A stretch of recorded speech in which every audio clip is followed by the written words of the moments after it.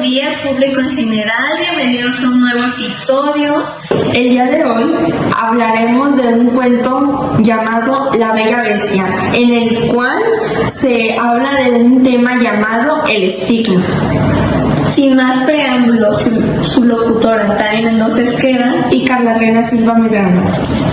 El Bella Bestia es un cuento el cual consiste en una oruga que su aspecto físico no era del todo bueno, es decir, fea pero feliz. Un día ella se convierte en la mariposa más bonita de todo el jardín. Para ello, cuando ella era fea, ninguno de los animales se le acercaba, la excluían.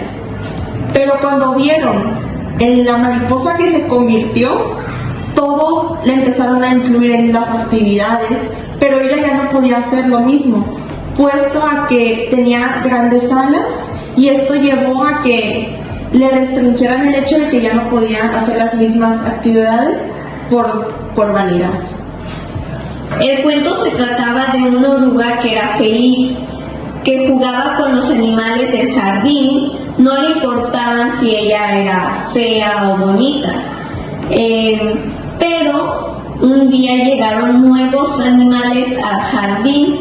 Ellos la empezaban a discriminar por su aspecto físico, la excluían por ser fea. La oruga recibía burlas.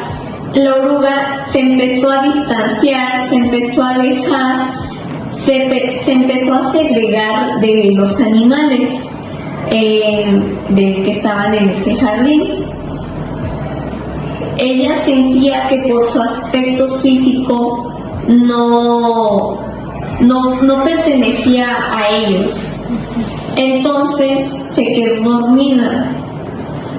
dormida entre el sueño. Sintió como que era un sueño, que alguien, una mariposa de mariposada, la despertó y le dijo que se iba a convertir en bonita, pero ella la ignoró y siguió dormida. Al momento en que ella despertó, se sintió rara, entonces se miró en un reflejo de agua, de un charco, y vio que tenía alas, que se había convertido en una mariposa. Ella, al verse así, se sentía bonita, se convirtió en la mariposa más hermosa. Fue inmediatamente con los nuevos animales del jardín y fue a presumirles que ella era más bonita que todos. Y ella estaba súper feliz en ese momento. Pero cuando llega el momento de que ella querer jugar con los demás animales, ella no podía, sus alas se les pegaba. Hoy en día, la mayor parte de las personas nos hemos sentido identificadas con la oruga, ya que en la sociedad queremos cumplir estándares de belleza, que estos estándares de belleza los podemos observar en redes sociales, en anuncios publicitarios, en la televisión, como la pasarela del fashion show de Victoria's Secret que pasó en octubre de este año. Gracias a todo esto, las personas tienen un estándar, bueno, en especial la sociedad, de cómo tenemos que ser, que si tenemos que ser delgadas, ojos de color, rubia. Todo eso son características.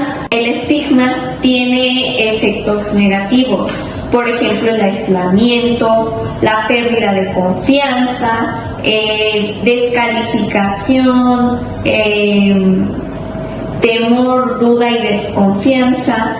Esto aísla a las personas que viven con un estigma. Tienen el miedo de ser rechazados en todos los lugares, no quieren asistir a atención adecuada para las personas que viven con el estigma, y esto hace que ellos eviten socializar, puesto que ellos piensan que por tener ese estigma no van a poder encajar con la sociedad, no van a poder pertenecer pertenecer a un grupo de personas, y todo esto ocurre gracias a que este mismo estigma lo ponemos las personas, lo pone la sociedad. A continuación, tendremos la participación de una persona importante que no solamente es maestra aquí en la Facultad de Ciencias de la Educación de la Universidad de Colima, sino que también es una de las primeras pioneras en la educación especial del estado de Colima. Y también es especialista en temas de inclusión. A continuación estará con nosotros la maestra Reina Cepeda Pamplona. Buenas noches, maestra. Buenas noches. Qué gusto tenerla aquí. Muchísimas gracias, con todo gusto. Sí. Maestra, ¿qué es el estigma y cómo se manifiesta en la sociedad? Bueno, el estigma pudiéramos considerarlo desde diferentes tópicos. Yo creo que tiene que ver con las creencias, y las creencias muchas veces se relacionan con la cultura. Es decir, dependiendo en qué familia, en qué país, en qué estado, en qué municipio, en qué lugar del mundo hayas nacido, puedes desarrollar un determinado tipo de cultura. Y el estigma se relaciona con lo que es diferente a lo que se vive o en esa familia, o en ese contexto social, o en esa cultura. Y esta situación del estigma tiene que ver con percibir como en cierta forma una situación en desventaja o una persona en desventaja. Si hablamos de que el estigma se le está acreditando o se le está adjudicando, a una persona. Por ejemplo, si todos en la familia somos de determinado tipo de religión y entra un nuevo integrante a la familia, llámese cuñada, llámese suegra, etcétera, que no, o pareja de alguno de tus hermanos, y que no está profesando ese tipo de religión, entonces automáticamente es diferente, y se empieza a señalar o a estigmatizar o a poner una especie de etiqueta, ¿no? De que es diferente, pero es como en desventaja. Es como de no es igual que nosotros, entonces empezamos allí a poner pequeñas situaciones de rechazo, pequeñas situaciones de invalidar, de desdorar, de desvirtuar, de decir, bueno, es que no es como nosotros, es diferente, pero normalmente es como a la desventaja, es como algo que está de manera inferior. Normalmente el estigma no lo usamos en el sentido positivo, como para decir, mira qué inteligente, qué apertura de mente, pensando en el mismo ejemplo que estamos considerando. Entonces sí tiene que ver con las creencias, obedece básicamente a la forma en que fuimos formados, a los valores que tenemos, al nivel de información que tenemos, porque también entre más informados o más sensibles, que podemos aceptar más la diversidad en todos los aspectos, no solamente pues en el terreno social, en el económico, en el tipo de orientación sexual, o sea, en cualquier ámbito, por eso lo decía yo, podemos encontrar a lo mejor alguna etiqueta o alguna situación que estigmatice a la persona. Por ejemplo, en el ámbito económico podemos decir, este es pobre, o pues no tiene suficiente dinero, o no le alcanza. Entonces es como un rechazo abierto o un rechazo encubierto, porque también se da esa situación como velada, pero al final estamos estigmatizando o estamos evaluando, valorando, pero generalmente es negativa la valoración, la tendencia. Sí. Entonces, el estigma, ¿cómo afecta a la persona que lo experimenta?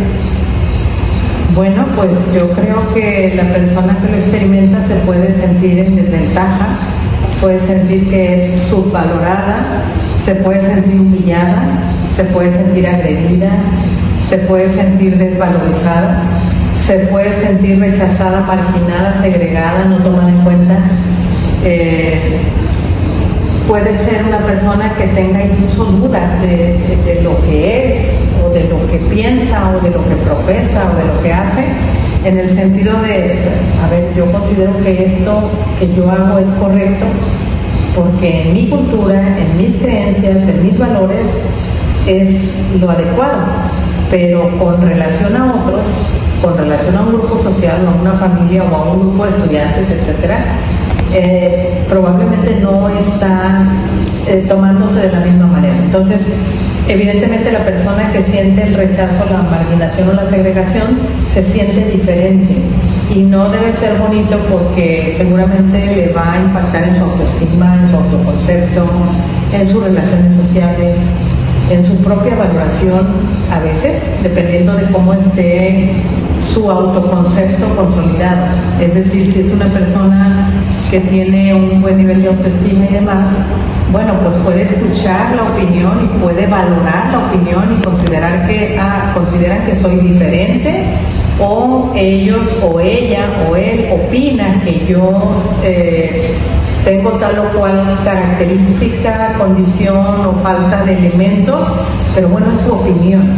Esa es una persona que emocionalmente está sana, que tiene salud mental adecuada, que tiene un buen autoconcepto. Pero una persona que constitucionalmente es segregada, es rechazada, es marginada, es estigmatizada, llega a creérsela tal vez si no tiene una buena autoestima o si no tiene un autoconcepto bien construido.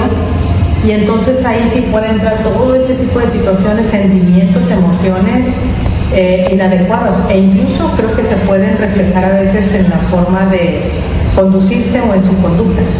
Es decir, pueden manifestar una situación de incomodidad o de inadecuación o no sentirse cómodos en un lugar o en un espacio, y entonces ahí pueden entrar otro tipo de situaciones y dicen, mira qué chocante, no le gustó, no está cómodo, no se siente parte del grupo, es que considera que, o empezamos a hablar como de que se siente superior, cuando muchas veces lo que sucede es que la persona se da cuenta que está siendo subvalorada o que están desdorando de acuerdo a alguna característica o alguna condición, y eso le puede hacer sentir incomodidad, pero también puede tener daños emocionales, daños psicológicos, situaciones que tendrían que atenderse, ¿no? Para que su salud mental se restablezca. Sí, maestra, entonces, ¿qué estrategias existen para poder combatir todo esto del estigma?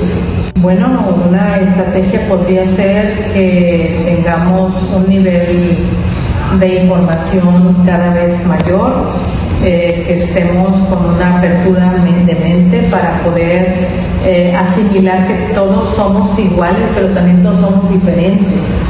Es decir, existen personas, por ejemplo, con discapacidad, pero eso simplemente es que tienen capacidades diferentes, a lo mejor a las mías o a las tuyas, y así todos, ¿sí? Podemos tener mayores habilidades para un campo del quehacer humano que otros, y eso no nos hace solamente diferentes, pero no desiguales. No sé si me voy explicando, pero el estigma tiene que ver con ese rechazo que tiene la tendencia a subvalorar, a considerar que la persona tiene menos valor, o que sabe menos, o que no piensa de manera adecuada, o que no actúa correctamente, es decir, está como por debajo de lo esperado. Entonces, el hecho de que tengamos mayor información, que tengamos una formación académica más sólida, nos permite apropiarnos de más elementos, nos permite abrir la mente, y la otra parte tiene que ver con la sensibilización. O sea, qué tan sensibles o qué tan sensibilizados estamos a esas pequeñas, grandes diferencias que existen entre los seres humanos, que existen entre tú y yo. Por ejemplo, si podemos hablar de semejanzas, usamos lentes, pero hay una diferencia en lo que es tu nivel específico de pérdida de la vista con relación al mío, y dependiendo en qué ojo, etcétera. Eso nos puede hacer como iguales. Somos personas, eso nos hace iguales, pero somos diferentes en edad, y no por tener edad diferentes como, ella está vieja y yo estoy joven. ¿Sí me explico? Sí. Que eso ya tendría como a ir poniendo etiquetas o estigmatizar. Esta palabra del estigma es como algo más agresivo, es como algo más tendencioso a desvirtuar. Sí. Entonces creo que el nivel de de información que tengamos nos permite también elevar nuestra cultura. Las personas que tienen un nivel académico un poco bajo, por lo menos menor a la primaria, pues pueden tener un nivel cultural un poquito menor, o las personas que viven en ciertas culturas un poquito más cerradas, por ejemplo, lugares donde el machismo está bastante bien establecido, como cultura apropiada por esa comunidad, pues es un poco diferente que se abran a esa diversidad, por ejemplo, de orientación sexual. Sí. Es como uno de muchos ejemplos, ¿no? Sí, maestra, muchas gracias.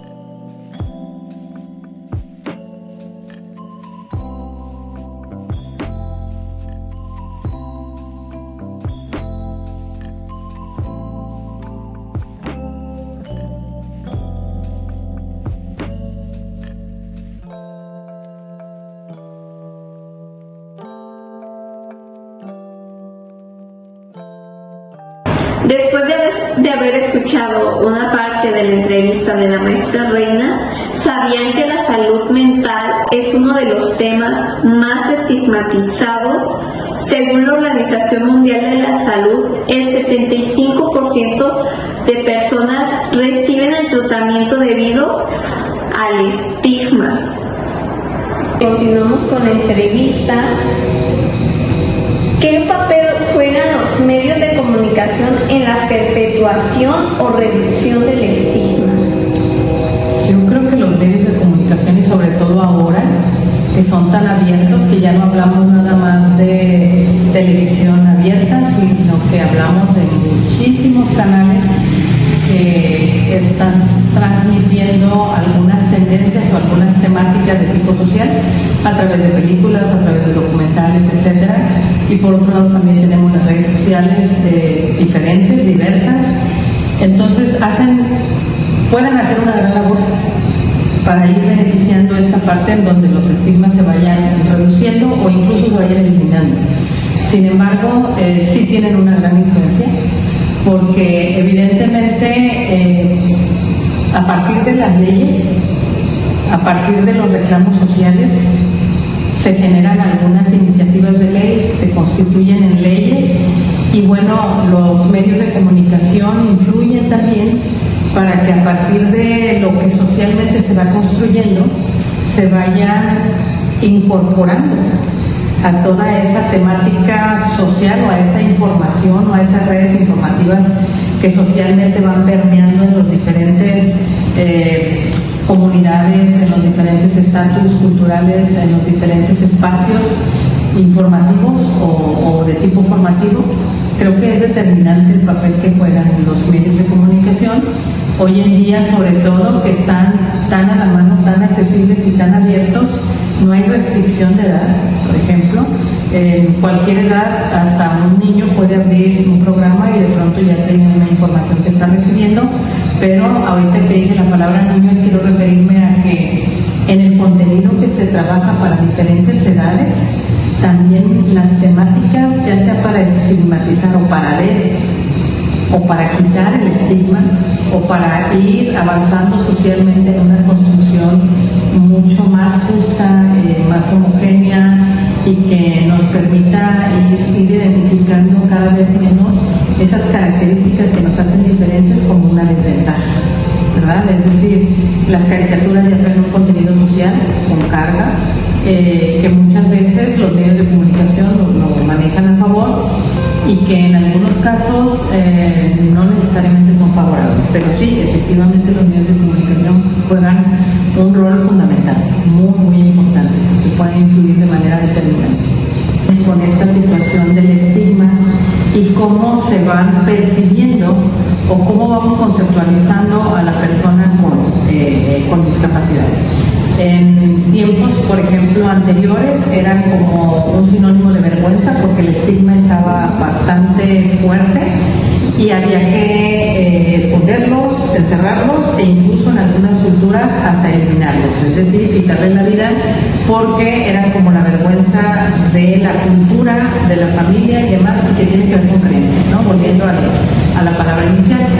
Entonces, bueno, a partir de cómo van avanzando estas concepciones sociales o cómo la sociedad va construyendo cada vez mejor manera, un concepto más justo para cualquier persona, para cualquier sujeto, en relación a sus habilidades, a sus capacidades, y que además se va identificando, se va reconociendo esa diferencia que tenemos, pero también se van reconociendo esas capacidades o habilidades que cada uno de nosotros poseemos, y que al final de cuentas una persona que tiene alguna discapacidad o que está en alguna condición específica también tiene habilidades, también tiene capacidades, también es sujeto de aprendizaje, también puede tener un empleo. Es decir, creo que como sociedad estamos obligados a mantenernos informados, a mantenernos actualizados, a tener una sensibilización y evidentemente a dar una respuesta social, educativa, familiar, etcétera, para que las personas con discapacidad sean integradas a los contextos en las condiciones más normales posibles. Es decir, hacer ajustes, adaptar situaciones en donde un individuo pueda vivir las experiencias de vida que pueda tener, sean lo más cercano a lo que es capaz de lograr, pero no quedarnos con lo que logre en un momento determinado, sino a partir de ahí seguir construyendo. Entonces, ese es un tema bastante importante, es una asignatura pendiente a nivel social, porque si bien es cierto que ya están en el ámbito familiar un poco más aceptados y con mayor convivencia, ya también los vemos en las escuelas, ya también los empezamos a ver en espacios sociales cada vez más, y en el ámbito laboral todavía hay mucho que hacer. También hay avances, pero todavía tenemos esa asignatura pendiente para que también puedan tener un modo de vida autosuficiente, de tal manera que el tener un empleo o el estar en un trabajo como cualquiera de nosotros les pueda permitir también tener una vida más digna. Así que eso es algo en lo que todavía tenemos mucho que trabajar. Pues muchas gracias, gracias por poder estar aquí, compartirnos esta información que es bastante importante ahorita en la actualidad, ya que en sí la sociedad está muy desinformada. Utilizamos los medios de comunicación para otro tipo de contenido, para ver otro tipo de contenido, cuando deberíamos de utilizarlo en realidad para lo que es, y son temas que aún tenemos que trabajar en la sociedad, y sí hay mucho trabajo todavía que hacer con esto. Es correcto, sí. Muchas gracias. Gracias a ti, y creo que si algo hay que decir que quede por aquí es que todos somos iguales y también todos somos diferentes, y en el respeto mutuo y en la aceptación, en la apertura de pensamiento está justamente la clave de tener una sociedad cada vez más sana, cada vez más colaborativa, cada vez de mayor trabajo al interior de grupos sociales, familiares, etcétera, ¿verdad? Entonces, gracias también por esta invitación y que tengan éxito en su trabajo. Gracias.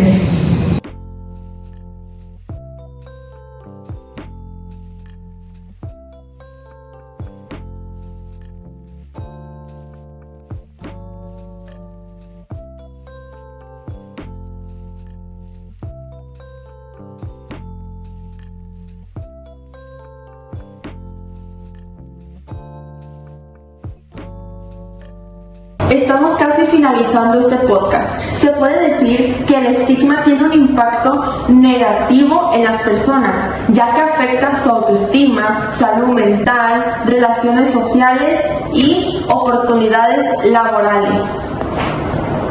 El estigma y los prejuicios nacen de la falta de conocimiento. La educación y el diálogo son herramientas que necesitamos para combatirlos. Frase que un día dijo Malcolm X. Estamos casi finalizando este podcast. Se puede decir que el estigma tiene un impacto negativo en las personas, ya que afecta su autoestima, salud mental, relaciones sociales y oportunidades laborales. Muchas gracias por su atención, público en general. Espero y les haya gustado este episodio del podcast. Que pasen bonita tarde, noche o día, depende de la hora en la que lo estén viendo. Gracias por su atención.